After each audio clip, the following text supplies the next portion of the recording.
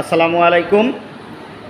আমরা কামাল্লা ডেঙ্গুচন্দ্র রাজচন্দ্র সনাতন উচ্চ বিদ্যালয়ের সপ্তম শ্রেণীর জবা শাখায় এই হরেক রকম খেলনার মেলা, তাই না? তোমাদের অধ্যায়টা কি হরেক রকম খেলনার মেলা? এই অধ্যায়ে আমরা নতুন একটা অভিজ্ঞতা অর্জন করেছি।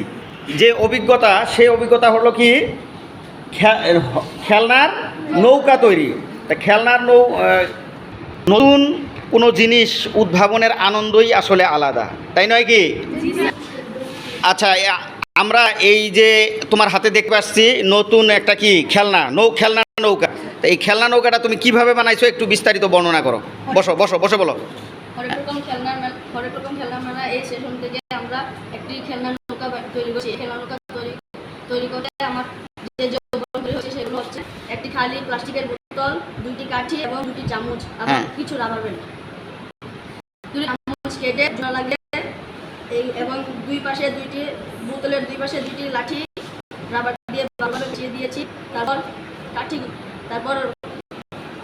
চামচকে ভালো লাগিয়ে তারপর পিছনে একটি রাবার ব্যান্ড লাগিয়ে সেগুলো পেঁচিয়ে পানির মধ্যে ছেড়েছি। তারপর এটা বোকার মতো চলছে না? কিভাবে এটা ঘটে হয় একটু বলে দাও তো। আচ্ছা আচ্ছা, ধন্যবাদ। আমরা এখন সামিয়া সুলতানার কাছে জানতে চাইবো, এটা বানানোর অভিজ্ঞতাটা আমরা জানতে চাচ্ছি। তোমার এই অভিজ্ঞতায় তুমি কি শিখতে পারলা, তোমার অনুভূতি বলো। বসো।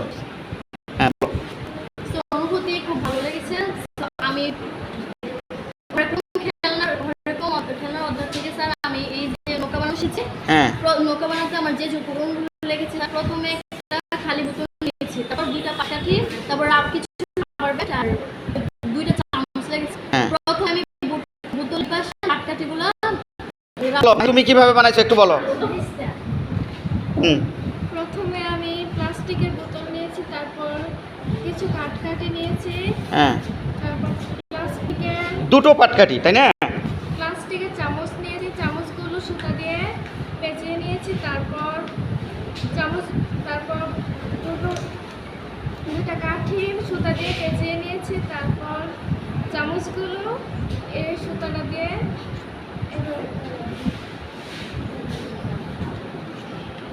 একটু বর্ণনা করো। পানিতে ছেড়ে দেওয়ার পর কিভাবে যায় একটু বর্ণনা করো।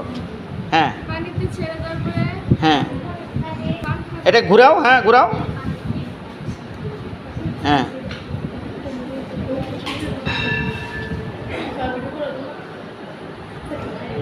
হ্যাঁ ঘুরাও না।